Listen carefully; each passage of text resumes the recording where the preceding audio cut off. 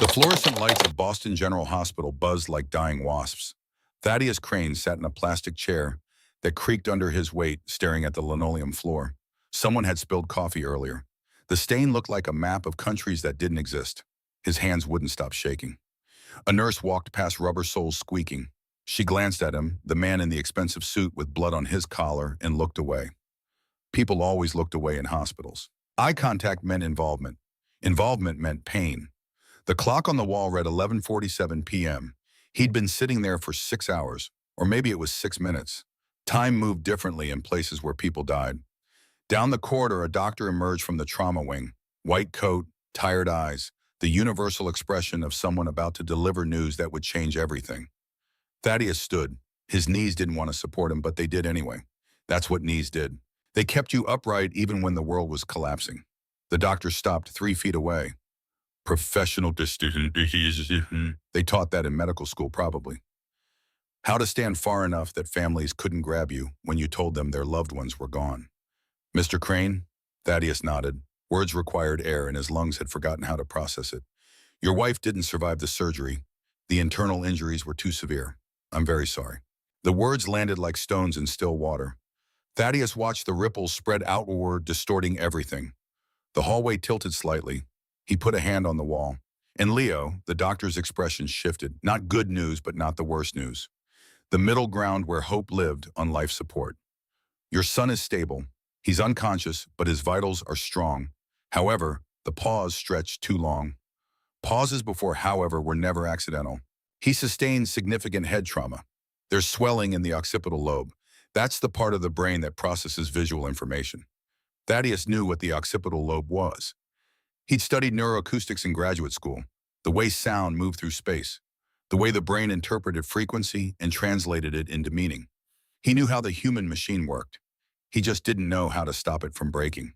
What does that mean?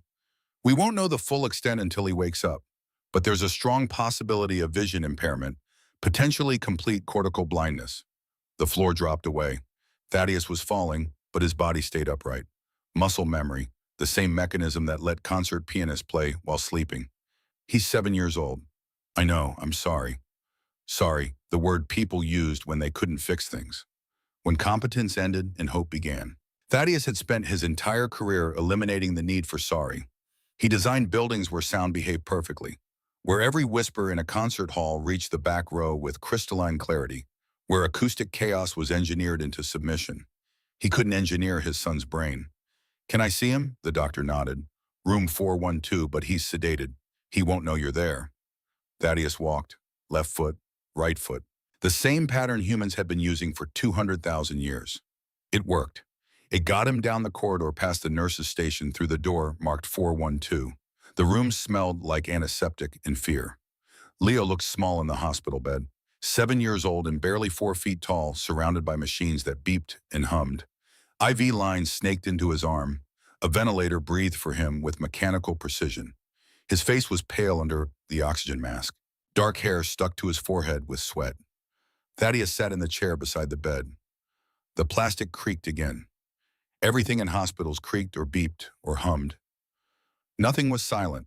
The building itself was a symphony of distress. He took his son's hand. The fingers were small and warm and perfect. Piano fingers, his wife used to say. Long and delicate, made for creating beauty. Margaret. Her name hit him like a freight train. She was gone. Not in surgery, not in recovery. Gone. Past tense. A problem that couldn't be solved with engineering or money or perfect acoustic design. The tears came without permission. Silent. Efficient. The way Thaddeus did everything.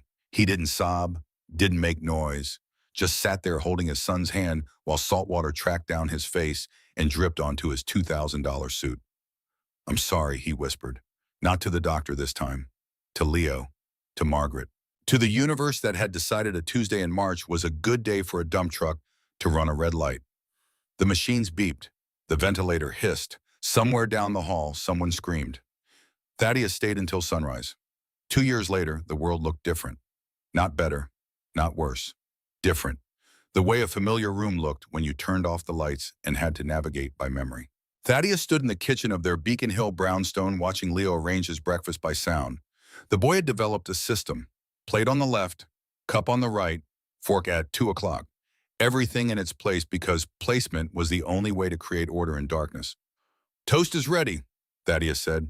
Leo's head turned toward the sound, not toward Thaddeus, toward the toaster. The click of the heating element shutting off, the subtle pop of bread expanding as it cooled. The boy heard everything now, every creak, every whisper, every frequency between 20 and 20,000 hertz. Burnt, Leo said. It's not burnt. The edges are. I can hear the carbon flaking off. Thaddeus looked at the toast. Leo was right. The corners were dark brown, just this side of black. Microscopic particles of carbon breaking free and falling to the counter. How can you? He stopped. They'd had this conversation before. The doctors called it compensatory sensory enhancement. When the brain lost one input stream, it amplified the others. Leo's auditory cortex had gone into overdrive, processing sound with a precision that made professional musicians jealous. Thaddeus called it a consolation prize, a trophy for surviving when your mother didn't. Leo used his fork to navigate the plate, found the eggs, took a bite, chewed methodically, swallowed. You have a meeting at 9. I know. The Hendrix Project. Concert hall in Providence. You've been working on the acoustic sight lines for 3 months. How do you know that? You talk in your sleep, and I can hear you typing in your office. The keys have different sounds. The letter S is sharper than M. You type S-I-G-H-T-L-I-N-E a lot. Thaddeus stared at his son. The boy was 9 years old now. Taller, thinner, dark circles under his eyes from nights spent listening to the house settle. He wore the same clothes, everyday soft cotton that didn't rustle. Shoes with rubber soles that didn't click. Everything designed to minimize auditory chaos. You should be playing baseball, not memorizing my keyboard patterns. I can't see the ball. Other blind kids play. They use a ball with a beeper. I don't want to play baseball. What do you want to do? Leo set down his fork. Precise, exact, 3 inches from the plate's edge. I want to go to the office with you. I want to understand what you do. Thaddeus looked at his watch. 8:17 a.m., 43 minutes until the meeting with the Hendrix Foundation. 30-minute drive to the office in downtown Boston. Traffic would be light on a Wednesday. He could drop Leo at the after-school program on the way. The place that smelled like crayons and pity, where well-meaning teachers spoke too slowly and too loudly, as if blindness affected hearing. It did affect hearing, just not the way they thought. Not today, Thaddeus said. I have back-to-back meetings all afternoon. You always have meetings. That's what architects do. We meet with clients. We design buildings. We make spaces where sound behaves perfectly. Leo smiled, not with joy, with resignation, the expression of someone who'd heard the same speech too many times. I know, Dad, you've told me. The silence that followed wasn't comfortable. It was the kind that happened when two people ran out of safe things to say. Thaddeus cleared the plates, ran water in the sink. The pipes clanked. The garbage disposal growled. Leo winced at both sounds. Too loud, the boy said. Everything's too loud for you. Not everything, just the things that shouldn't be loud. Thaddeus turned off the water. What does that mean? The pipes, they're knocking. That means the pressure regulator is loose. And the disposal, the bearings are grinding. Metal on metal. It'll burn out in a month if you don't replace it. You hear all that? Leo shrugged. I pay attention. The drive to downtown Boston took 28 minutes. Thaddeus dropped Leo at the Perkins School for the Blind, an institution that had been teaching blind children since 1829. 154 years of expertise. They knew what they were doing. Leo hated it. I don't need to learn Braille, the boy had said on his first day. I can listen to audiobooks. Braille is important, Thaddeus had insisted. It's literacy, independence. Reading is processing information. I can process information by listening. That's not the same. Why not? Thaddeus hadn't had an answer. He still didn't. But the school insisted and doctors recommended, and everyone who'd studied childhood development said blind children needed structure and socialization and skills training. So Leo went. 5 days a week, 8 to 3, learning to read dots and navigate with a cane and pretend the world was accessible. Thaddeus watched his son walk through the entrance, white cane tapping the sidewalk in the prescribed rhythm. Tap, tap, step, tap, tap, step. Mechanical, efficient, joyless. He put the car in gear and drove away before the guilt could paralyze him. The office was on the 14th floor of a glass tower in the financial district. Crane Acoustics, established 1978, 5 years of building a reputation as the man who could make any space sound perfect. Symphony halls, recording studios, conference rooms where every word carried weight and clarity. His secretary looked up when he entered. Mr. Hendricks is waiting in conference room B. He brought his board. His board, all 7 members. They want to discuss budget concerns.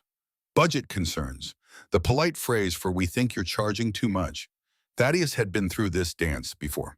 Clients hired him because they wanted perfection. Then they saw the invoice and decided good enough was acceptable. He grabbed his portfolio and walked to conference room B. 7 men in expensive suits sat around a table. Mr. Hendricks, silver hair, 65 old money, stood to shake hands. Thaddeus, thank you for meeting us. Of course. They sat. Hendricks gestured to a man on his right. This is Gerald Whitmore, our financial officer. He has some questions about the Providence Project. Whitmore opened a folder. Numbers, spreadsheets.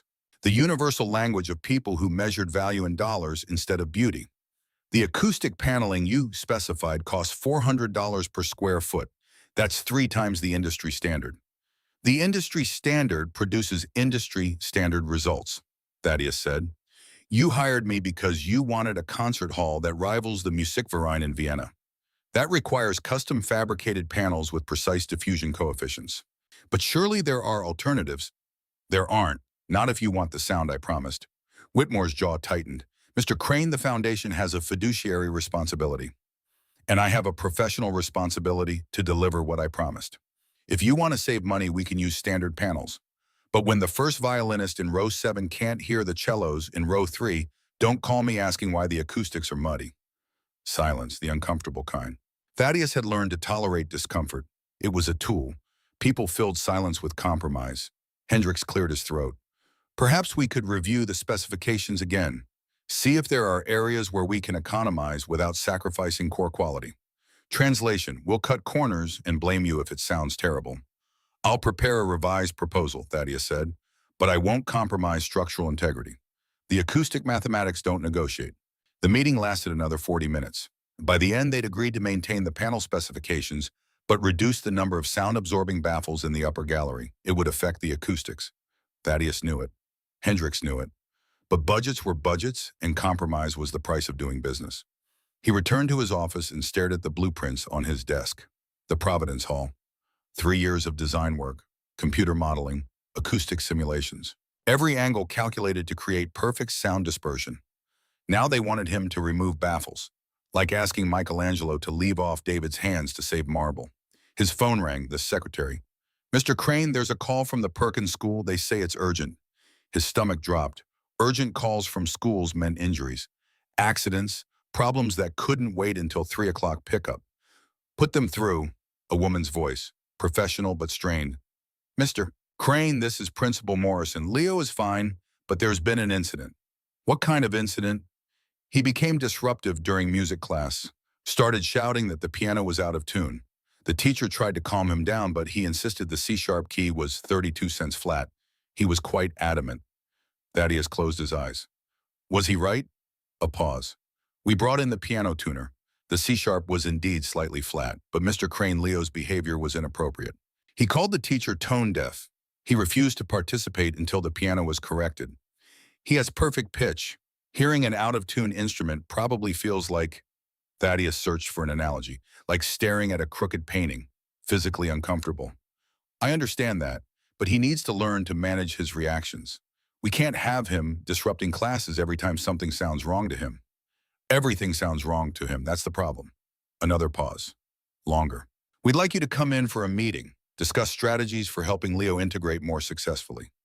Integration, the word people used when they meant conform. Fit in, stop being difficult. I'll be there tomorrow, Thaddeus said. He hung up and returned to the blueprints. The Providence Hall stared back at him, a building designed for perfect sound, where every note would bloom in the air like a flower, where musicians could hear themselves and each other with crystalline clarity. His son couldn't walk into a music classroom without having a meltdown because one key was out of tune. Thaddeus had spent his career making spaces where sound behaved. Maybe it was time to figure out how to help his son behave in spaces where sound was broken. Thursday morning, rain turning Boston's brick sidewalks into mirrors. Thaddeus drove Leo to the Perkins School windshield wipers beating a rhythm that matched his pulse. The boy sat in the passenger seat, hands folded in his lap, face pointed toward the window he couldn't see through. Am I in trouble? No. Principal Morrison said there was an incident. She wants to discuss strategies. That's different from trouble. It sounds the same. Thaddeus glanced at his son, already fluent in institutional euphemism. You were right about the piano. That's not wrong. But I wasn't nice about it. No, you weren't. The teacher kept saying it sounded fine, but it didn't sound fine. It sounded painful. I know. Do you, Leo turned toward him, face intense. Do you actually know what it's like to hear something wrong and have everyone tell you it's right? Thaddeus thought about the Providence Hall, the compromise baffles, the acoustics that would be good but not great, the client insisting it was fine, the same lie in a different key. Yes, he said, I know exactly what that's like. They parked in the circular drive, red brick building, white columns, architecture from an era when institutions looked like temples, designed to inspire confidence through symmetry and permanence. Principal Morrison met them in her office. 50s, efficient haircut, walls covered in diplomas and awards, evidence of expertise displayed like armor. Thank you for coming, Mr. Crane. She shook his hand. Please sit. They sat. Leo's hands found the armrests of his chair, mapping the dimensions, understanding the space through touch. I want to start by saying we appreciate Leo's talents. Perfect pitch is rare, extraordinary even. But, Thaddeus said, but he needs to understand that in a community setting, individual sensitivities can't always be accommodated. The piano was slightly out of tune. Most people didn't notice. Leo's reaction was disproportionate. Most people aren't listening the way he listens. I understand that. However, he has cortical blindness, Thaddeus interrupted. His brain processes sound at a level that would be considered pathological if we called it what it is. Auditory hypersensitivity. Every frequency is amplified. Every dissonance is physical pain. Asking him to ignore an out-of-tune piano is like asking you to ignore a fire alarm. Morrison leaned back. Are you suggesting we keep the piano in perfect tune at all times? I'm suggesting you understand that what sounds like a minor imperfection to you is a screaming siren to him. Mr. Crane, I've been teaching blind children for 23 years. I've worked with hundreds of students with various degrees of auditory sensitivity. Leo is not unique in his challenges. No, he's unique in his precision. The words came out harder than intended. Morrison's expression tightened. Leo shifted in his chair. Perhaps, she said, we should discuss alternative approaches. There are therapeutic techniques for managing sensory overload. Cognitive behavioral strategies. You want to teach him to ignore what he hears. I want to teach him to function in the world as it exists, not as he wishes it would be. Thaddeus stood. The chair scraped against the floor. Loud, discordant. Leo winced. The world as it exists is full of people who can't hear that things are wrong. That doesn't mean we should train the people who can hear to stop listening. Mr. Crane, thank you for your time, Principal Morrison. We'll discuss this at home. He walked out. Leo followed Kane, tapping the institutional tile. They didn't speak until they reached the car. Are we leaving? Yes. Where are we going? Thaddeus started the engine. I don't know yet. They drove. No destination, just movement. Past the Charles River, through Cambridge. Into neighborhoods where brownstones gave way to triple-deckers. Working-class blocks where laundry hung from fire escapes and corner stores sold cigarettes and lottery tickets. He pulled into the parking lot of a diner. Riverside Cafe, chrome exterior, neon sign that buzzed with failing transformer. The kind of place that served coffee in chipped mugs and called everyone honey. Why are we stopping? Leo asked. I need coffee, and you need lunch. It's 10:30, and then you need early lunch. Inside the diner smelled like bacon grease and burnt toast. A bell above the door jangled when they entered. Leo flinched at the sound. Too sharp, too sudden, a sensory ambush. Table for two. The hostess was young, early 20s, blonde hair pulled back in a ponytail. Name tag Miriam. Please, Thaddeus said. She led them to a booth near the window. Vinyl seats patched with duct tape. Table with scratches that told 1,000 stories. Leo sat carefully, hands exploring the surface, finding the edges, the napkin dispenser, the sticky residue of syrup some previous customer had spilled. Miriam placed menus in front of them, plastic, laminated, probably last updated in 1975. I'll give you a minute to look over. She stopped, looked at Leo, at the white cane leaning against the booth. Oh, Would you like me to read the menu, Simon? I'm fine, Leo said. You sure I don't mind? He said he's fine, Thaddeus said. Miriam's cheeks flushed. Of course, I'll be right back. She walked away. Leo tracked her movement by the sound of her shoes on the linoleum. Soft rubber soles, slight squeak on the left foot, probably worn heel. You could have been nicer, Leo said. She was being condescending. She was being helpful. There's a difference. Is there? Thaddeus looked at his son, at the serious expression, already exhausted by other people's good intentions. No, Thaddeus admitted, there isn't. I'm sorry. The diner's noise level was climbing. Someone dropped a plate in the kitchen.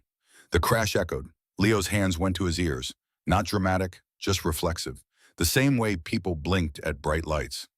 We can leave, Thaddeus said. It's okay, I can filter it. Filter? The sound? I'm learning to sort it. Important versus background. Like, Leo tilted his head. Right now there are 17 conversations happening.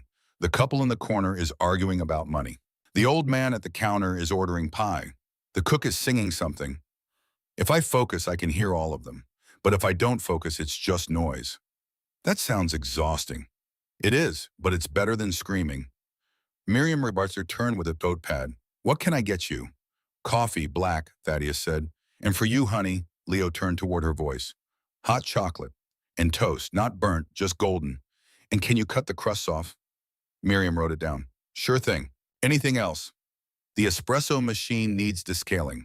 The pump sounds like it's working too hard, and someone in the kitchen is using a dull knife to chop vegetables. You can hear the blade crushing instead of cutting. Miriam stared. How do you? He has exceptional hearing, Thaddeus said. I'll say. She glanced at Leo. I'll tell the cook about the knife.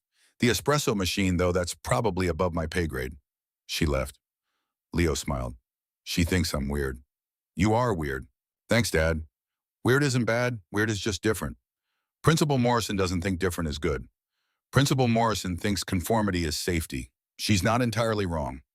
But she's not entirely right either.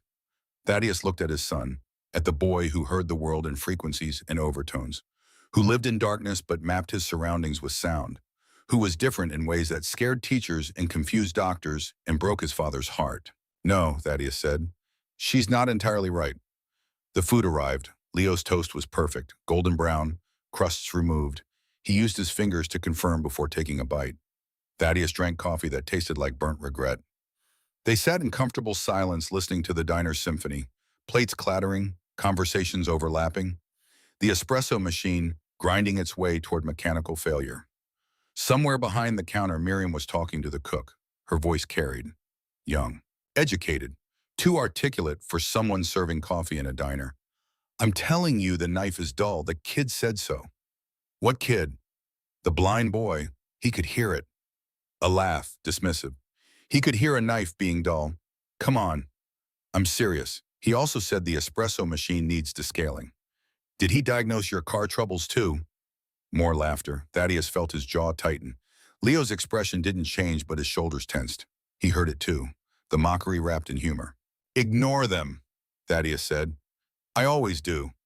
But that was the problem, wasn't it? Leo always ignored it, always filtered it, always pretended that living in a world designed for sighted people didn't hurt. And Thaddeus let him, because acknowledging the pain meant confronting his own failure to fix it. His phone rang, office number. He answered. Mr. Crane, the Hendricks Foundation called. They've decided to pull the Providence project. They found another architect, someone more flexible on budget. The words hit like a punch. 3 years of work. Gone. Because he wouldn't compromise on acoustic integrity. Thank you for letting me know, he said. He hung up, set the phone on the table, stared at the cold coffee in his cup. What happened? Leo asked. I lost a project. The concert hall. Yes. Because you wouldn't cut corners. Because I couldn't make the math negotiate. Leo was quiet for a moment. Then good. Good. You told me once that architecture is about truth, that buildings either work or they don't. There's no middle ground. I said that 3 years ago when I asked why you couldn't just fix my eyes. You said some things can't be fixed. They can only be accepted and adapted to. Thaddeus remembered. Late night, Leo crying, asking the question every disabled child asked eventually. Why me? And Thaddeus, out of comfort and into honesty, explaining that the brain was architecture too. Structures that couldn't be rebuilt, only redesigned. I shouldn't have said that. Why not? It was true. It was cold. Truth usually is. They finished eating. Thaddeus paid the bill, left a large tip because guilt was cheaper than therapy. They walked to the car. The rain had stopped. Weak sunlight broke through the clouds, turning puddles into mirrors. Dad? Yes. Can we not go back to Perkins? Thaddeus stopped. Hand on the car door. Where would you go? I don't know. Home, your office, anywhere but there. You need school, education, socialization. I need to stop pretending I'm like everyone else when I'm not. The honesty was brutal, sharp enough to cut. Thaddeus looked at his son, at the boy who heard what others couldn't, who lived in a world of sound and silence, who was asking for permission to stop performing normalcy. Okay, Thaddeus said. Okay, we'll figure something else out. No more Perkins. Leo's face transformed. Not quite a smile, more like relief. The expression of someone who'd been holding their breath and finally exhaled.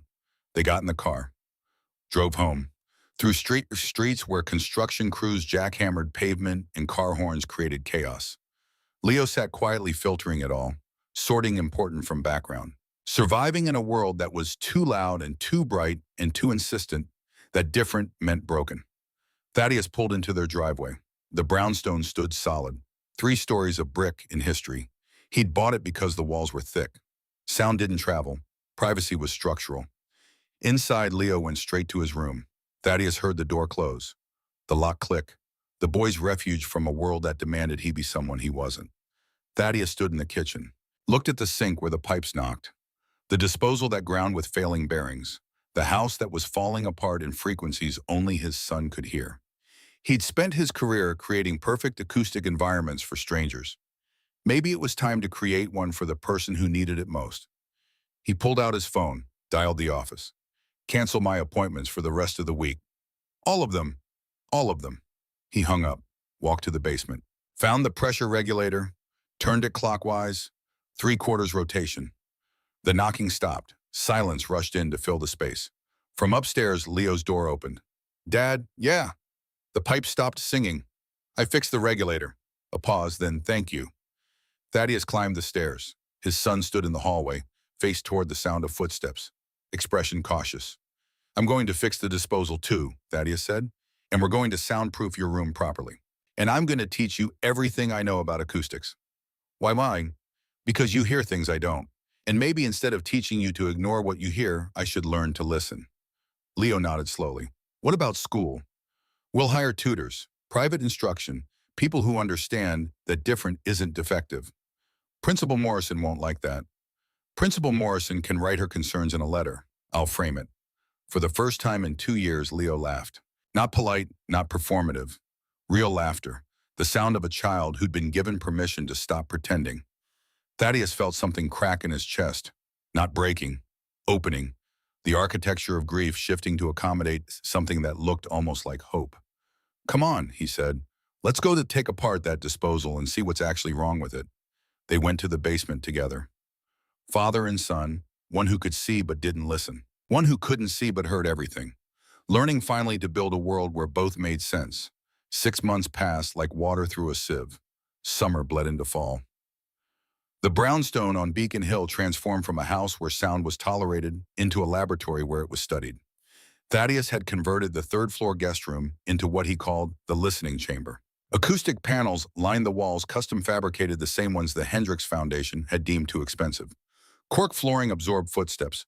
Double-pane windows sealed out street noise.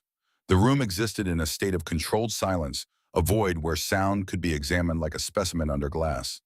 Leo spent hours there, headphones on, breathing synchronized with a metronome, listening to recordings Thaddeus brought home from work. Concert halls, recording studios, the acoustic fingerprint of spaces designed for perfection. This one's too bright, Leo said. The high frequencies are bouncing off something hard. Glass maybe, or polished marble. Thaddeus checked his notes. Symphony Hall in Birmingham. Marble columns in the upper gallery. Correct. And this one, Leo switched tracks. The bass is muddy. Something's absorbing the low end unevenly. The Berlin Philharmony, carpet in the orchestra pit. They removed it in 1987. They should have removed it earlier. Thaddeus smiled. His son had become ruthlessly honest about acoustic failures. No politeness, no diplomacy, just truth delivered in frequencies and overtones. The tutors came 3 times a week: mathematics, history, literature, each session carefully structured around Leo's needs. No fluorescent lights humming overhead, no classroom chaos. Just one student and one teacher in a space where sound behaved. Mrs. Alvarez taught mathematics, 60s. She brought tactile models, geometric shapes. Leo could feel graphs rendered in raised lines on special paper. If the concert hall is 60 meters long and the speed of sound is 343 meters per second, how long does it take for sound to reach the back row? Leo's fingers moved across the raised surface. 0.175 seconds. But that's direct path. If you account for reflection, I didn't ask about reflection. You should have. Direct path is meaningless in a real space. Sound bounces. Mrs. Alvarez laughed. You're right, it does. Show me the calculation including first-order reflections. They worked through the problem together. Thaddeus watched from the doorway, grateful for a teacher who didn't mistake blindness for stupidity. The literature tutor was younger. Mr. Chen, MIT graduate student, working on his doctorate in comparative literature. He read aloud Steinbeck, Hemingway, Baldwin, and discussed themes like Leo was a peer instead of a child. The Old Man and the Sea is about persistence, Chen said. The struggle against impossible odds. It's about pride, Leo countered. The old man refuses to accept his limitations. That's not noble, it's stubborn. Can it be both? Being stubborn about impossible things just makes you suffer longer. Chen was quiet for a moment. Is that what you think, that accepting limitations is better than fighting them? I think there's a difference between fighting something you can change and fighting something you can't. Thaddeus turned away from the door. His son was 9 years old and already understood what most adults spent lifetimes learning. Some battles weren't meant to be won. They were meant to be survived. October arrived with cold rain and dying leaves. Thaddeus sat in his office downtown reviewing blueprints for a recording studio in Cambridge. The client wanted perfection on a budget that demanded compromise. Same story, different project. His phone rang, unknown number, Boston area code. Thaddeus Crane. Mr. Crane, this is Dr. Miriam Ashford. We met briefly at the Riverside Cafe about 6 months ago. I was your server. The blonde with the ponytail, the one who'd offered to read the menu and then believed Leo about the dull knife. I remember. How can I help you? I'm calling because I'm not actually a waitress. Well, I am, but that's temporary. I'm a research scientist, auditory neuroscience. I was working at MIT until, she paused, until I had a disagreement with my department about ethical research practices. What kind of disagreement? The kind where they wanted to study children with auditory processing disorders, and I refused to let them treat those children like laboratory equipment. Thaddeus sat forward. Go on. I've been following your son's case. Not stalking, I promise. But after that day at the diner, I was curious. I made some calls, talked to doctors at Boston General. Leo's auditory cortex development is extraordinary. The way his brain compensated for vision loss, it's unprecedented. Lots of blind people develop enhanced hearing. Not like this. Most blind individuals show 15 to 20% improvement in auditory discrimination. Leo's processing sound at a level that's 200% above baseline. He's not just hearing better, he's hearing differently. What's your point, Dr. Ashford? My point is that I'd like to study him properly, ethically, with your full consent and his comfort as the primary concern. I think I can help him understand what's happening in his brain, and maybe, she hesitated, maybe help him control it. Control it. The sensory overload, the pain when things sound wrong. There are techniques, auditory gating exercises, ways to filter input consciously instead of just enduring it. Thaddeus thought about Leo flinching at dropped plates, covering his ears at sirens, living in a world that assaulted him with frequencies he couldn't escape. What would this study involve? Brain scans, behavioral testing, nothing invasive? I'd come to your home if that's more comfortable. Work around his schedule. This would be collaborative, not extractive. Well, no, why should I trust you? Because I walked away from a fully funded research position rather than compromise my ethics. And because I've spent the last 6 months working at a diner instead of begging MIT to take me back. I don't need this research for my career. I need it because your son's brain is trying to tell us something about human adaptation, and I want to listen. Honesty, unvarnished and direct. Thaddeus appreciated that. I'll discuss it with Leo. If he's interested, we can arrange a meeting. Thank you. And Mr. Crane, for what it's worth, you're doing the right thing. Taking him out of Perkins?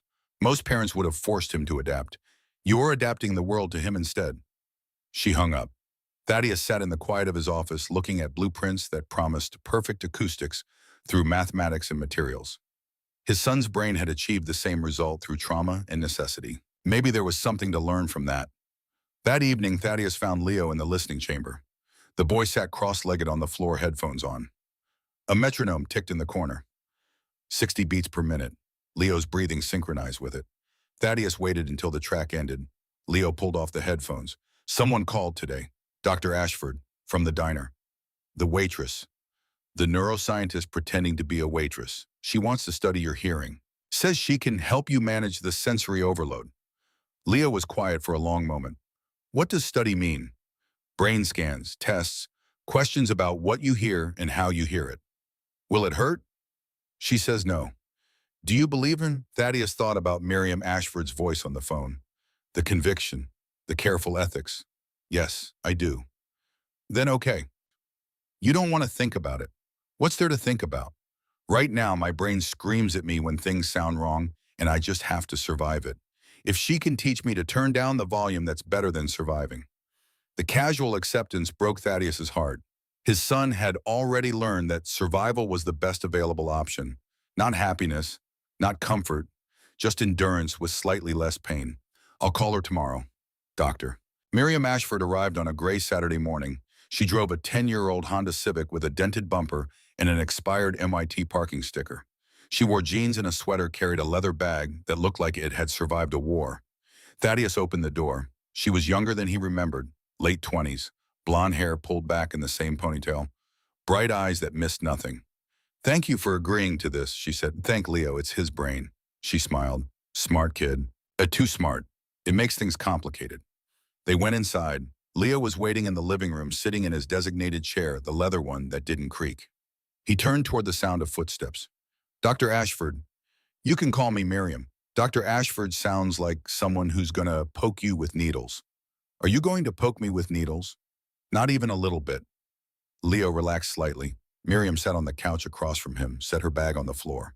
Before we start, I want to establish some ground rules. First, you're in control. If anything makes you uncomfortable, we stop. Second, I'm not here to fix you. You're not broken. I'm here to help you understand what your brain is doing.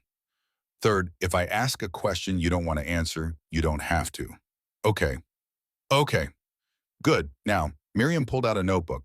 Tell me what you hear right now in this room. Leo tilted his head. Your heartbeat, it's elevated. You're nervous. I am nervous. What else? The refrigerator in the kitchen, the compressor's cycling, and there's a loose wire in the wall right there. He pointed to a spot 6 feet away. It's vibrating against the stud. 60-cycle hum. Miriam looked at Thaddeus. Is that accurate? I have no idea. She stood, walked to the wall, put her ear against it. Her expression shifted. I can barely hear it. It's like a mosquito. It's louder than that, Leo said. It's like someone humming, constant. It never stops. Miriam returned to the couch, wrote in her notebook. Does that bother you? Everything bothers me. Everything that sounds wrong, and most things sound wrong. Can you give me an example, Leo thought. Cars. The engines are never synchronized. Pistons firing at slightly different intervals. It sounds like a drummer who can't keep time. Painful. What about voices? Voices are okay, mostly, unless someone has a speech impediment or their vocal cords are strained, then it sounds like an instrument out of tune. Miriam wrote faster. What about music? I can't listen to recorded music anymore. The compression algorithms cut frequencies. It's like looking at a painting with half the colors missing. So you only listen to live music? I don't listen to music at all. Miriam's pen stopped. Why not? Because perfect music is rare and imperfect music hurts. Why would I subject myself to that? Thaddeus had never heard his son articulate it so clearly. The boy had given up joy to avoid pain, choosing numbness over suffering. Miriam closed her notebook. Leo, what you're describing is called hyperacusis, extreme sensitivity to sound. But yours is different. You're not just sensitive to volume, you're sensitive to precision. Your brain is processing acoustic information at a level that's, she searched for words, It's like having a microscope for ears. You're hearing details nobody else can hear. So I'm supposed to learn to tolerate it. No, you're supposed to learn to filter it. Your brain is trying to process everything at maximum resolution all the time. That's exhausting. We need to teach you to adjust the resolution. Focus on what matters. Let the rest blur into background. How? That's what we're going to figure out together. The sessions became routine. 3 times a week, Miriam arrived with equipment and exercises. Some days they worked in the listening chamber. Other days in the kitchen, the living room out on the street. Teaching Leo to exist in imperfect acoustic environments without suffering. Close your eyes, Miriam said. They were standing on Beacon Street, traffic rushing past. Tell me what you hear. Everything. Cars, buses, horns, brakes, engines. I know you hear everything. Now choose one thing, just one. Focus on it. Let everything else become texture. Leo's face tightened with concentration. The bus. Number 43. The transmission is slipping. Good. Stay with that. Just the bus. Everything else is white noise. Sweat beaded on Leo's forehead. The effort of selective filtering was physical, but slowly his shoulders relaxed. It's quieter. The bus got quieter. No, everything else got quieter, because I'm not listening to it. Exactly, that's auditory gating. You're choosing what to process. The sound is still there. You're just not letting it through the gate. They practiced for weeks, months. Leo got better. Not perfect. Perfect was impossible, but better. He could walk through a crowded mall without covering his ears, could tolerate the television if the volume was low, could exist in the world without constant pain. But there were still bad days, days when the gating failed and everything crashed through at once. Days when Leo locked himself in his room and didn't come out until the world quieted down. Miriam never judged those days. She just adjusted the exercises, tried new approaches, treated Leo like a partner in the research instead of a subject. Thaddeus watched his son transform. Not into someone normal, Leo would never be normal, but into someone functional. Someone who could control the gift that had been controlling him. One evening, Miriam stayed late. He's remarkable, Miriam said. He's remarkable, Miriam said. He's 9. I know, but his auditory processing, I've never seen anything like it. The precision, the range. He can hear frequencies at the edge of human perception and distinguish between them. It's like he has sonar. That's helpful. It could be if he learns to use it intentionally instead of just enduring it. But Thaddeus drank his coffee. It was mediocre, not terrible, but not good. But Miriam drank it anyway. Politeness, probably. Can I ask you something? She said. Go ahead. Why did you pull him from Perkins? Most parents would have fought to keep him in the system. Free education, socialization, support services. The system wanted him to conform. I wanted him to exist. That's not a small distinction. No, it's not. Miriam set down her mug. I left MIT because they wanted me to study children like Leo as case studies. Data points, evidence for research papers. They didn't care about the children. They cared about the publications. So you became a waitress. So I became ethical. She smiled. The waitress thing was just temporary, until I found someone who actually wanted to help instead of exploit. And you think that's me? I think that's you. You're building a world for Leo instead of forcing him into a world that doesn't fit. That's rare. Thaddeus looked at his coffee, at the reflection of kitchen lights on the dark surface. I'm just trying not to fail him worse than I already have. You haven't failed him. His mother died because I was working late. I wasn't there to drive them home. If I'd been there, you'd have died too, or you'd have survived and blamed yourself anyway. Guilt isn't rational, Mr. Crane. It's just persistent. She was right. He knew she was right, but knowing didn't make the weight lighter. Thank you, he said, for helping him. Thank you for letting me. She left. Thaddeus sat in the quiet kitchen listening to the house breathe. The refrigerator hummed. The pipes ticked as they cooled. The loose wire in the living room wall vibrated at 60 cycles per second. He could hear it now, not as clearly as Leo, but clearly enough. Maybe that was progress. Winter came to Boston like a punishment. Snow buried the streets. Wind screamed through the gaps in old buildings. The city slowed to a crawl, everyone moving through cold that turned breath to fog. Thaddeus worked from home most days. The office felt increasingly pointless. Fewer clients, fewer projects. The architecture world had moved on from acoustic perfection to cost efficiency. He was a specialist in a field that no longer valued specialization. But the work with Leo continued. Miriam brought new challenges, new tests, new equipment. I want to try something, she said one January morning. Snow fell outside the windows, the world muffled and white. We're going to take Leo somewhere loud, chaotic, and we're going to see if he can navigate it using only sound. Navigate, map the space, identify objects, move through it without sight or touch. Pure echolocation. That's impossible. Blind people do it all the time, just not with Leo's precision. I think he can do it better. They chose Symphony Hall. Thaddeus had access through his work. The building was empty on weekday mornings, closed for maintenance, perfect for experimentation. Leo stood in the center of the main floor, seats rising in tiers around him, ceiling soaring 50 feet overhead, acoustic panels lining the walls, a space designed for perfect sound dispersion. Okay, Miriam said. No cane, no hands on walls, just sound. I want you to walk to the stage. Tell me what you encounter along the way. Leo clicked his tongue. The sound bounced off surfaces, returned to him carrying information. He took a step forward. There's a row of seats 3 feet ahead, upholstered.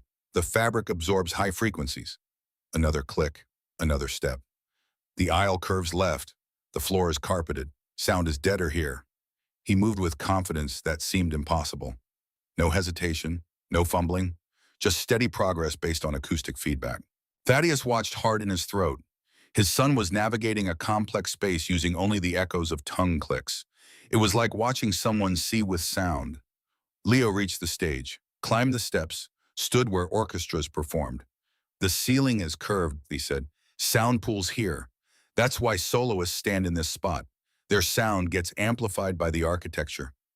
Miriam was writing frantically. How do you know that? Because I can hear the room breathing. It has lungs. The ceiling is the diaphragm. Rooms don't breathe. This one does. Thaddeus walked onto the stage, stood beside his son. What do you mean it breathes? Leo clicked again, listened. Air moves through the ventilation system, but it's not random. It flows in patterns, in and out, like respiration, and the sound moves with it. The room is alive. It was poetry, or madness, or both. Thaddeus couldn't tell, but he could hear it, if he listened carefully, the subtle movement of air. The way sound shifted and flowed. The building was an instrument, and his son could play it. Miriam joined them on stage. Leo, what you're doing this level of acoustic mapping, it's extraordinary. Most echolocation is crude, basic obstacle detection, but you're processing spatial information with incredible detail. It's just listening. No, it's architecture. You're building three-dimensional models in your mind using only sound. That's not just listening. That's something else entirely. Thaddeus looked at Miriam. What are you thinking? I'm thinking, she paused. I'm thinking that Leo doesn't just hear buildings. He understands them, the way they're constructed, where the weak points are, where stress accumulates. How could he possibly know that? Because materials under stress sound different. Metal fatigue has a specific acoustic signature. So does concrete with internal cracks. Wood with rot. Leo can hear those signatures. That's impossible. Also is navigating Symphony Hall blindfolded using tongue clicks. But he just did it. Thaddeus turned to his son. Can you really hear when buildings are damaged? Leo shrugged. Sometimes, like at home. The pipes were knocking because the pressure was wrong. The disposal was grinding because the bearings were failing. It's obvious if you listen. It's not obvious to anyone else. That's because nobody else listens. Miriam's eyes were bright. We need to test this properly. Controlled environment. Known structural issues. See if Leo can detect them. Why? Because if he can, she looked at Thaddeus, if he can hear structural damage, he could save lives. Buildings fail all the time. Bridges collapse. Inspection misses things. But if Leo can hear what inspectors can't see, Thaddeus wanted to say no. Wanted to keep his son away from anything that looked like exploitation. But he saw Leo's face. The boy was interested. Engaged in a way he hadn't been since before the accident. One test, Thaddeus said. Controlled, safe. And if Leo wants to stop, we stop. Agreed. They left Symphony Hall. Snow was falling harder now, the city disappearing under white. Leo walked between them, cane tapping the sidewalk. But Thaddeus noticed something. The tapping was different, not random, rhythmic, deliberate. The boy was listening to the city, hearing what nobody else could hear.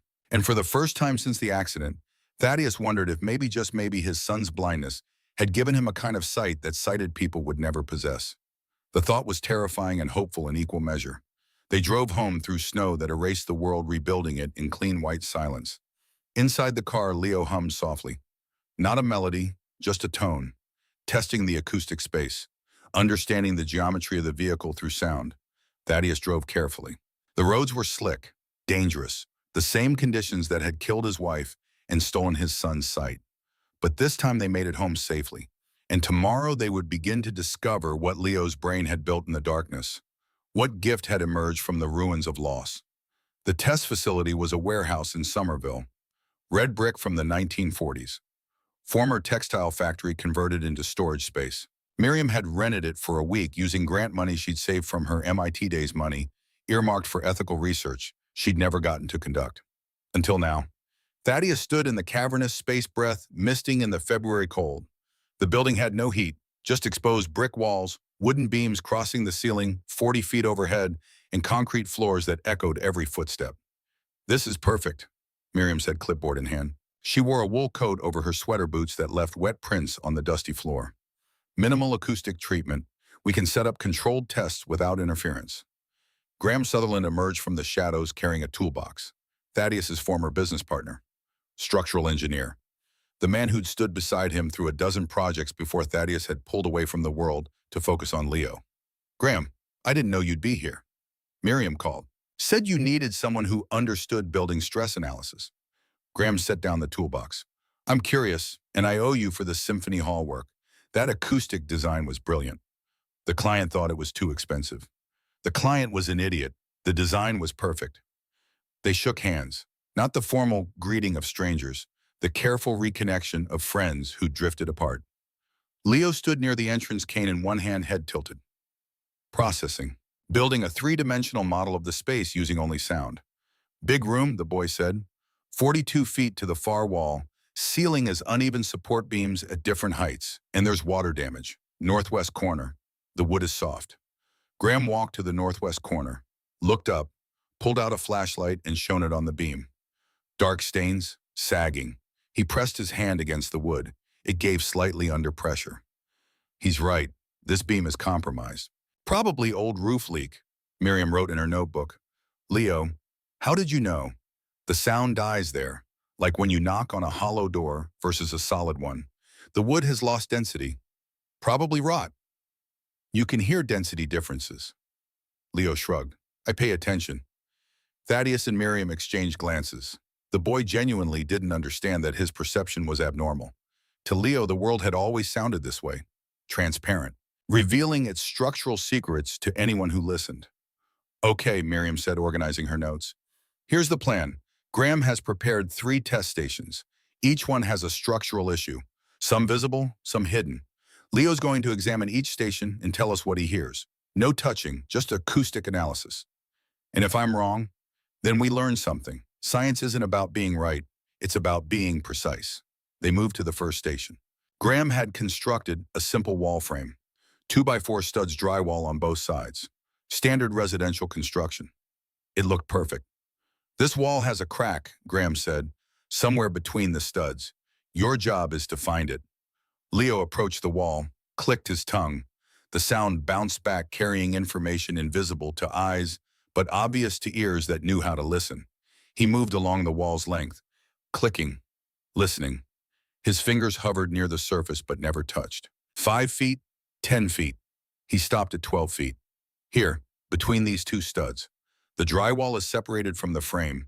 Internal crack, maybe 3 inches long. Graham marked the spot with chalk. Then he took a utility knife and carefully cut away a section of drywall. Behind it, a crack, vertical, exactly 3 inches long.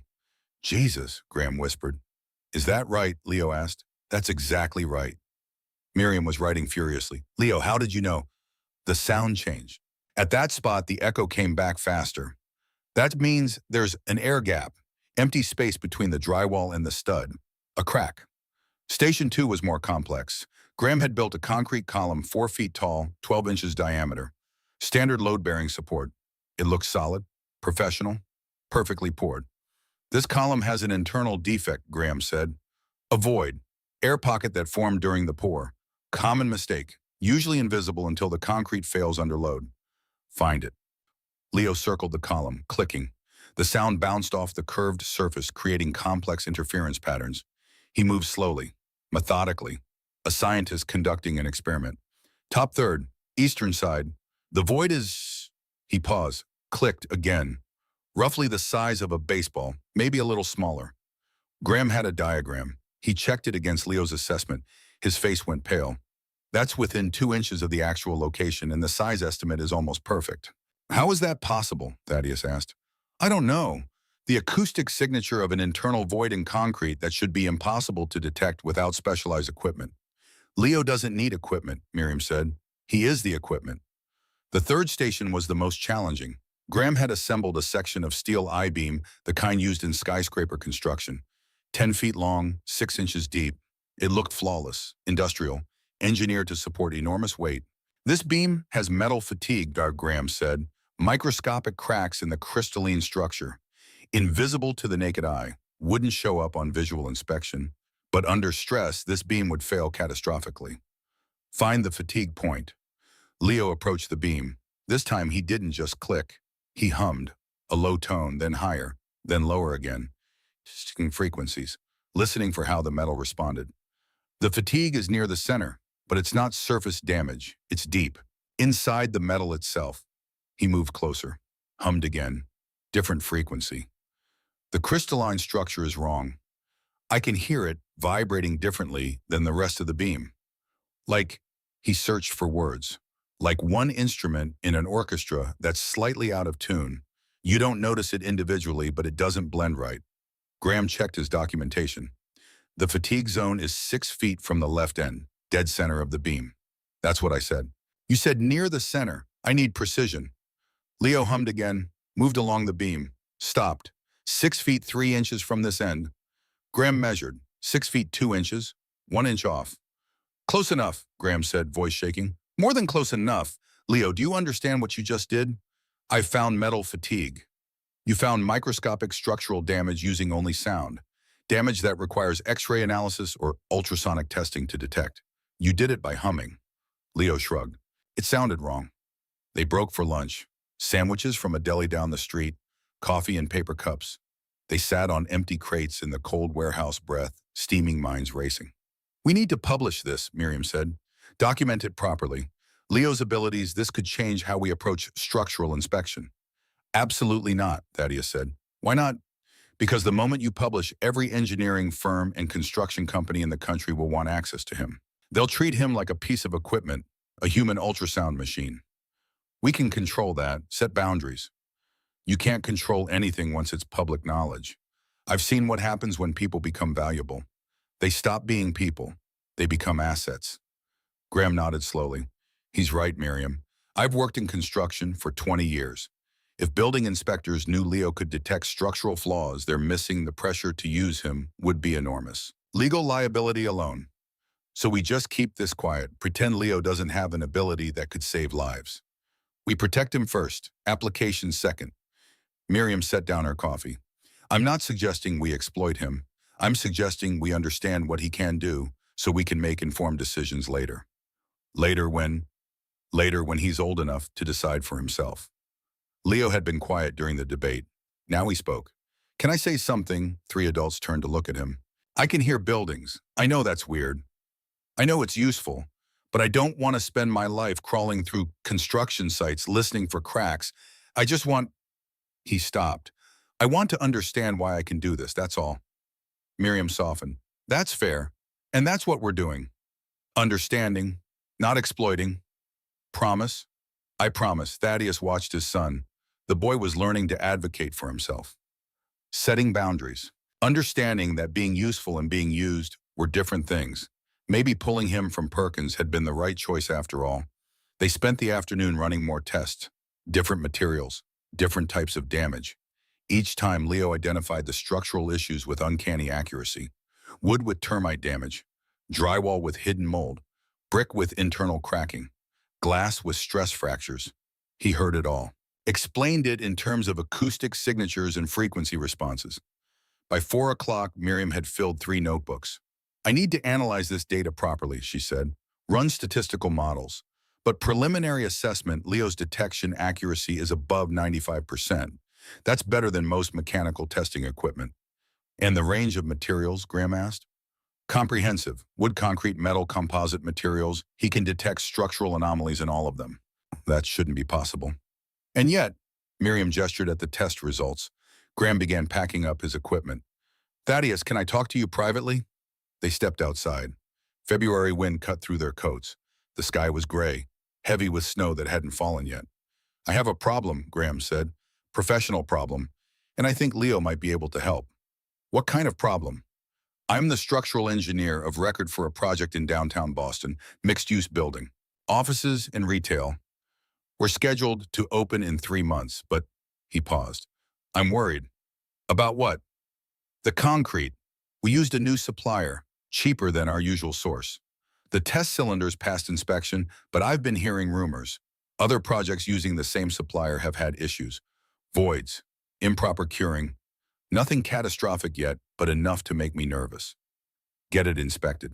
I have. Visual inspection. Everything looks fine. But visual doesn't catch internal defects. We'd need to core sample every column, every beam. That's destructive testing. Expensive. The client would never approve it without evidence of a problem. And you think Leo could find evidence? I think Leo could tell me if I'm being paranoid or if there's a real issue. One walkthrough. 30 minutes. Just listen to the structure. Thaddeus looked back at the warehouse. Through the dirty window, he could see Leo and Miriam examining another test sample. His son looked focused, engaged, happy in a way he hadn't been since before the accident. What's the building but Boston Public Library, the new wing, opens to the public April 1st. Thaddeus felt something cold settle in his stomach. That's a public building, thousands of people a day. 15,000 on average, more during peak season. And you think it might be structurally compromised. I think I want to be sure it's not. Leo could give me that certainty. Thaddeus looked at his friend. They'd worked together for 7 years before the accident. Graham was thorough, conservative, not prone to paranoia. If he was worried, there was reason to worry.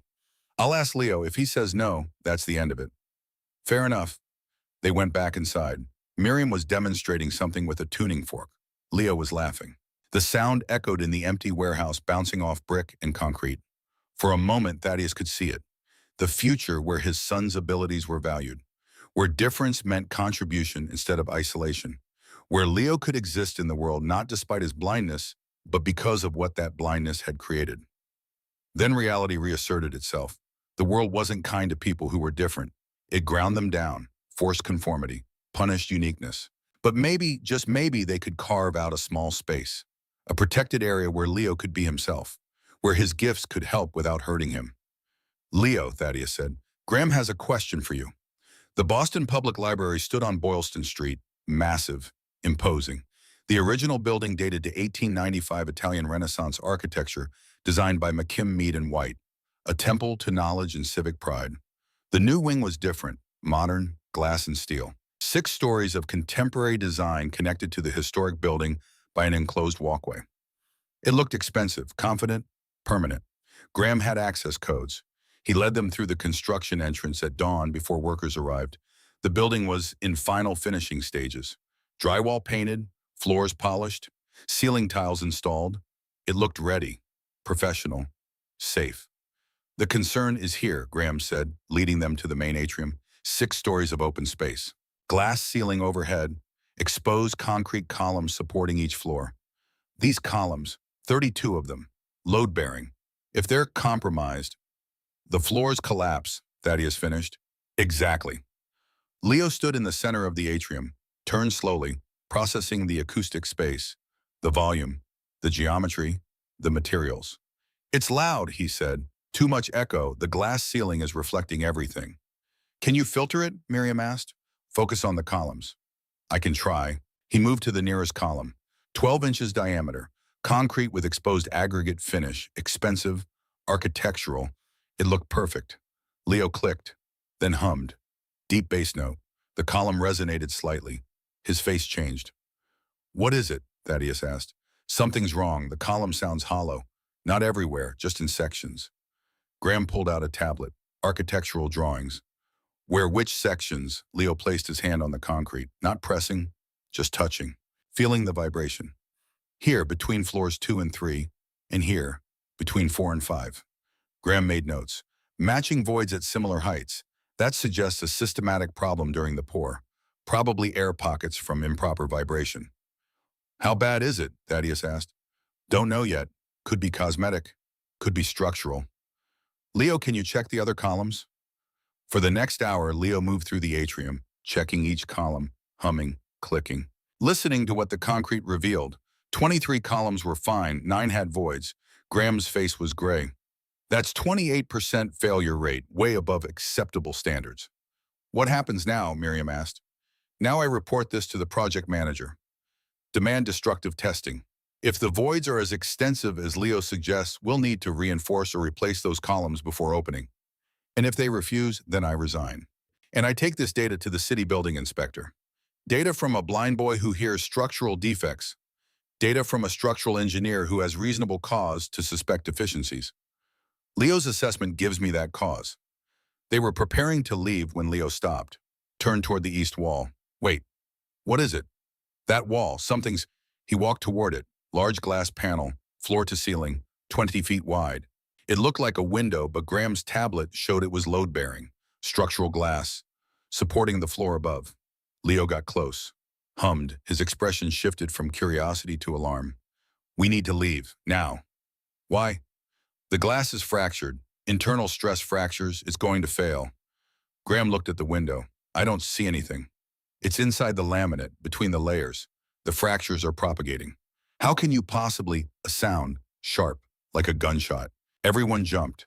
A crack appeared in the glass. Hairline, diagonal, starting from the upper left corner. Another crack, perpendicular to the first. Move, Graham shouted. They ran away from the glass, toward the construction entrance. Behind them, the crackling intensified. Multiple fractures spreading across the surface. They reached the entrance, turned back. The glass panel exploded, not loudly, just a sudden collapse. Thousands of fragments cascading to the floor. The noise was immense, like a building screaming. Then silence. They stood in the doorway staring at the devastation. The floor above sagged, not collapsed. The emergency supports held but visibly damaged. If the building had been occupied, people would have died. Graham was shaking. How did you know? I heard it breaking, slowly. The cracks were making sounds, high frequency, almost ultrasonic, but I could hear them growing. And you heard glass cracking before it cracked. I heard the stress, the fractures propagating through the material. It was going to fail. Just a matter of time. Miriam put a hand on Leo's shoulder. You just saved lives. You know that. I just listened. That's not just listening. That's, she looked at Thaddeus. That's something else. Graham was on his phone calling the project manager. His voice was tight, controlled, professional. But underneath, Thaddeus could hear the fear. The knowledge that they'd been 10 minutes from disaster. Thaddeus pulled Leo away from the entrance, back into the cold morning air. His son was trembling, not from cold, from adrenaline, from the weight of what had almost happened. Are you okay? I heard it dying, the glass. It was screaming. But you told us. You warned us. That's what matters. What if I hadn't heard it? What if I'd been wrong? You weren't wrong, but I could have been. I don't know what I'm doing. He stopped. I'm just listening, and everyone's acting like I'm magic, like I have answers. But I don't. I just hear things. Thaddeus knelt down, eye level with his son. You hear things nobody else hears. That's not magic. That's attention, precision. You're not responsible for fixing the world. You're just responsible for being honest about what you hear. What if people get hurt because I missed something? What if people get hurt because nobody listened at all? Leo was quiet for a long moment. Behind them, sirens approached. Fire department, building inspectors, the machinery of disaster response grinding into action. I don't want to be a hero, Leo said. You're not a hero. You're a kid who can hear when buildings are lying. That's different. Miriam joined them. The project manager is on his way. Graham's explaining everything. They're going to evacuate the site. Full structural review before anyone enters the building again. Good. Leo, what you did in there? I didn't do anything. The glass was already breaking. I just heard it first. That's exactly my point. You heard it first. Before catastrophic failure, before casualties. That's not nothing. A black sedan pulled up. Man in an expensive suit got out. 50s, gray hair, face like granite. He walked straight to Graham. They talked. Thaddeus couldn't hear the words, but he could read the body language. Denial, anger, defensive posturing. The project manager didn't want to believe there was a problem. Graham pulled out his tablet, showed him the column data, the structural concerns, the glass failure that had just happened in real time. The project manager's expression changed. Denial shifted to fear. Fear shifted to calculation. He was doing math, legal liability, financial exposure, criminal negligence. He pulled out his phone, made a call. Graham walked back to them. He's shutting it down. Full inspection. They'll bring in independent structural engineers, test every column, replace the compromised glass panels. And the opening date, delayed indefinitely until they can guarantee public safety. Will they mention Leo? Not if we're smart. Official story is routine inspection revealed potential issues. My concerns as structural engineer of record triggered the review. Thank you. Thank you, Thaddeus. Your son probably saved lives, dozens, maybe hundreds. If that glass had failed during occupancy, he didn't finish, didn't need to. The sirens were louder now. Multiple vehicles, police, fire, building department. The scene was becoming official, documented. A problem that would be investigated and analyzed and reported. We should go, Thaddeus said. They walked to the car, Leo between Thaddeus and Miriam. The boy looked exhausted, drained. The emotional weight of catastrophe averted. Thaddeus drove them home, through morning traffic, past people heading to work who had no idea they'd just avoided tragedy. The city continued, oblivious, ordinary. That's what safety looked like. Nothing happening, disaster prevented so thoroughly that nobody knew it had been possible. At home, Leo went straight to his room, closed the door. Thaddeus heard the lock click, the boy's ritual of retreat after overwhelming experiences. Miriam stayed in the kitchen. Thaddeus made coffee, real coffee this time. Good grounds, proper ratio. The act of doing something normal helped. That was terrifying, Miriam said. Yes. And incredible. Also yes. We need to talk about what happens next. Thaddeus poured coffee, handed her a mug. What do you mean? I mean... She paused. Word is going to spread, not officially, but Graham will talk to colleagues. The project manager will tell his board. Within a month, people will know that Leo detected structural failures that professional inspectors missed. We don't confirm anything. We don't have to. The building is shut down. The reasons will leak, and people will ask questions. What kind of questions?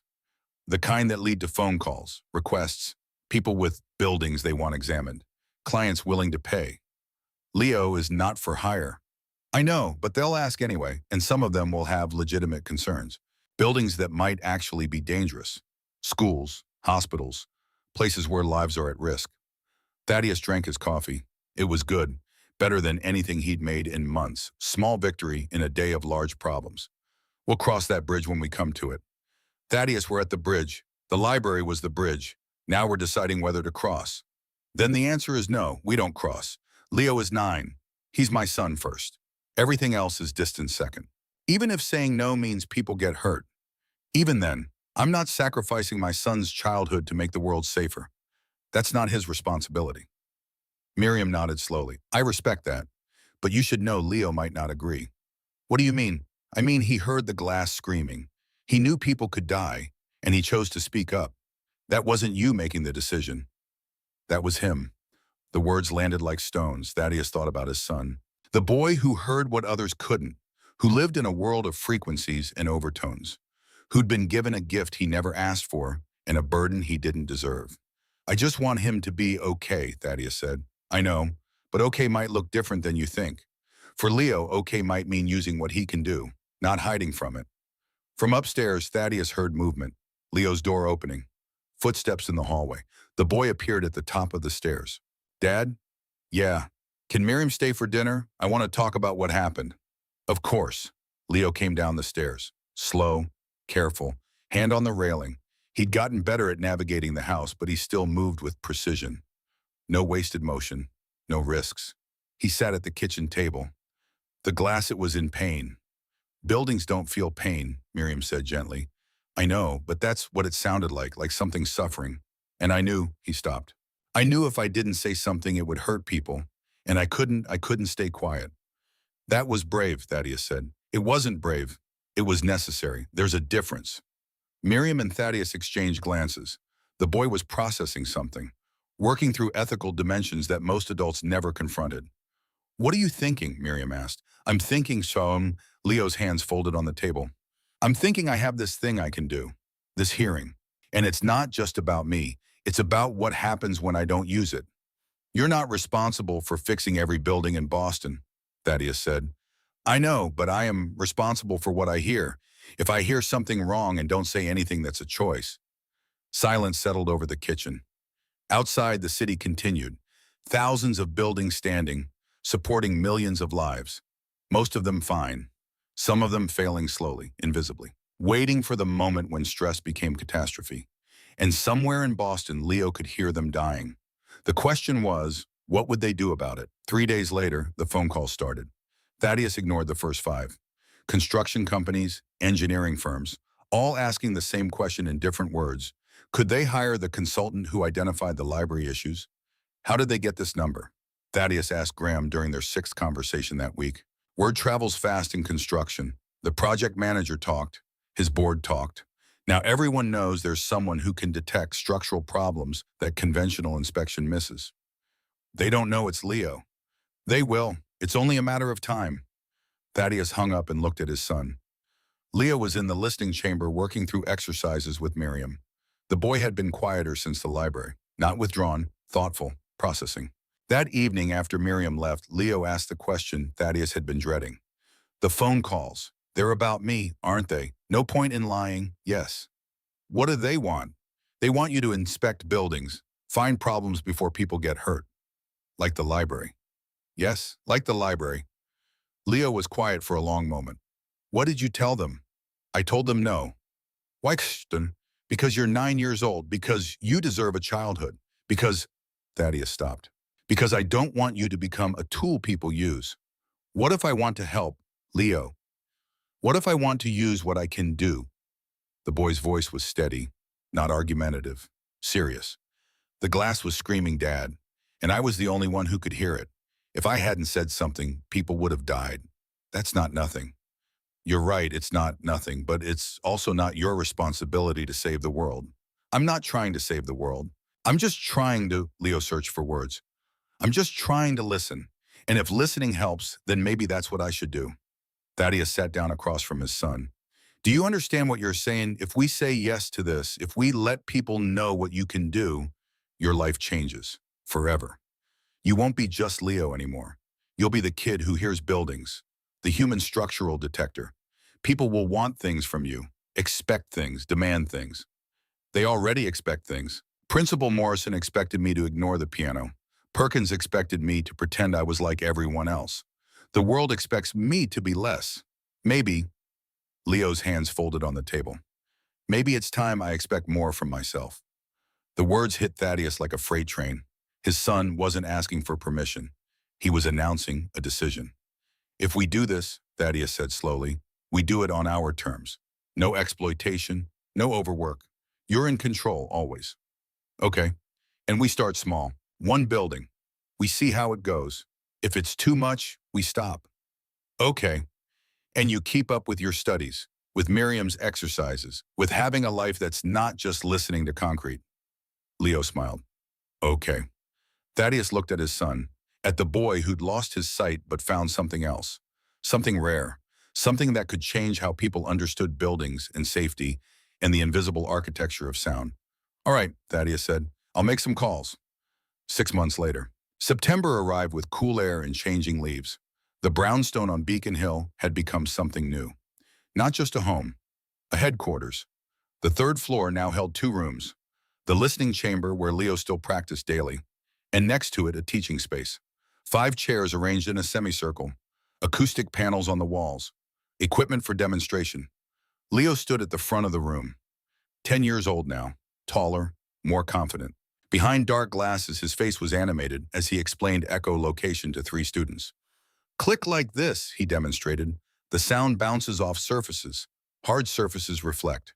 Soft surfaces absorb. Listen to what comes back. The students clicked. 3 teenagers, 2 blind from birth, 1 recently blinded in an accident, all struggling to navigate a world designed for eyes. I don't hear anything, one said, frustrated. You're trying too hard, Leo said. Don't strain, just listen. The information is there. Your brain knows what to do with it. You just have to let it work. Thaddeus watched from the doorway. His son had become a teacher, not just of echolocation, but of confidence, of finding capability in disability. The work had been careful, controlled. Over 6 months, Leo had inspected 4 buildings, 2 schools, a hospital, a community center. Each time Graham supervised. Each time they documented findings through official engineering channels, never mentioning Leo by name, just consultation with acoustic specialist. 3 of the 4 buildings had minor issues, fixed before they became major problems. One was structurally sound, no catastrophes, no emergencies, just quiet prevention, the kind of success that looked like nothing had happened, which was exactly what success should look like. Dad, Leo called. We're done for today. Can you help Marcus with the door? He's still learning the hallway. Thaddeus helped the youngest student, Marcus 13, scared angry about his blindness, navigate out of the brownstone. This is stupid, Marcus muttered, clicking like some kind of dolphin. It doesn't work. It works, Thaddeus said. Leo navigates this entire house without touching the walls. You'll get there. Leo's a freak. Leo can hear you, Leo called from upstairs. And yes, I am. Being a freak is better than being helpless. Marcus's face flushed, but he didn't argue, because Leo was right, and Marcus knew it. After the students left, Thaddeus found Leo in the kitchen, making tea, moving through the space with the ease of someone who'd memorized every dimension. Good session. Marcus is struggling. He'll come around. I know. He reminds me of... Leo stopped. He reminds me of me, 2 years ago, angry at the world, angry at the darkness. You're not angry anymore. Leo poured water into his cup. The sound told him when it was full. I'm still angry sometimes, but now I have something to do with the anger. Teaching helps. The doorbell rang. Thaddeus answered it. Graham stood on the step holding a folder. The library opens next week, he said. They want you and Leo there for the ceremony. Both of you. As what the anonymous consultants. As honored guests. The project manager wants to thank you. Privately, no press, just acknowledgement. Thaddeus looked back at the kitchen. At his son, who'd saved lives by listening to what others couldn't hear. I'll ask Leo. The Boston Public Library reopening was a quiet affair. No ribbon cutting, no crowds, just city officials, the construction team, and a small group of invited guests. Leo stood in the main atrium, 6 stories of glass and steel. The compromised columns had been reinforced, the structural glass replaced. Everything that had been wrong was now right. It sounds different, Leo said. Different how, Graham asked. Safe, like it's resting instead of straining. The building is breathing easier. The project manager approached. Older man, gray hair, face that had aged 10 years and 6 months. Mr. Crane, Leo. He shook their hands. I wanted to say, he stopped, struggled with the words. What you did, what you found. If that glass had failed during occupancy, it didn't, Thaddeus said. That's what matters. But it could have, and I would have been responsible. Hundreds of people. His voice cracked. Thank you, both of you. You saved lives. You saved my conscience. You saved... He couldn't finish. Leo spoke. The building told us. We just listened. The project manager nodded, walked away, trying not to cry. Graham showed them the final documentation. Every column tested, every support beam verified. This building will stand for 100 years. Good, Leo said. That's what libraries should do. Stand. They walked through the completed space. Shelves filled with books, reading areas bathed in natural light from the repaired glass ceiling. The smell of new carpet and old knowledge mixing in the air. You did this, Miriam said. She joined them for the ceremony. This building exists because of you. The building exists because of engineers and architects and construction workers, Leo corrected. I just pointed out where things were wrong. That's not a small thing. No, but it's not everything either. They stood in the center of the atrium, where 6 months ago glass had screamed and Leo had listened, where disaster had been prevented by a boy who couldn't see but could hear what others missed. What now? Thaddeus asked his son. Now we go home, Leo said. I have students tomorrow, and Mrs. Alvarez is bringing calculus problems, and Miriam wants to try that new filtering exercise. That's it, back to normal. This is normal now, the buildings, the teaching, the listening. Leo turned toward his father. I used to think being blind meant I lost something, but I didn't lose anything. I just found it differently. Found what? My place, what I'm supposed to do. Leo smiled. I'm supposed to listen and teach other people how to listen, and maybe sometimes use what I hear to help. They walked toward the exit, father and son, one who designed spaces where sound behaved perfectly, one who heard when those spaces were breaking. Outside Boston continued, traffic in construction and the endless noise of a city in motion. To most people it was chaos, random sound without meaning. But to Leo it was information.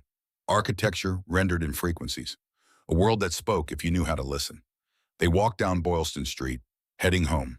Leo's cane tapped the sidewalk, but he barely needed it anymore.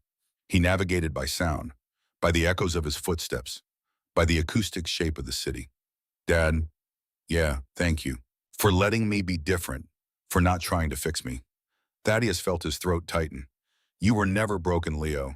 I was just too deaf to hear that. You hear it now? Yeah, I hear it now. They reached the car, got in, drove through the city they both loved. Thaddeus through the windshield, Leo through the symphony of sound that painted the world in frequencies and overtones. And somewhere in Boston, a building settled. A pipe knocked. A beam groaned under weight it couldn't support much longer. Leo heard it, filed it away. Not urgent, not yet, but worth monitoring. Because that's what he did. He listened. And in listening, he found his purpose. The world was still too loud, but Leo had learned to find the music in the noise, the warnings in the whispers, the truth in the frequencies that others couldn't hear. And that was enough. More than enough. It was everything.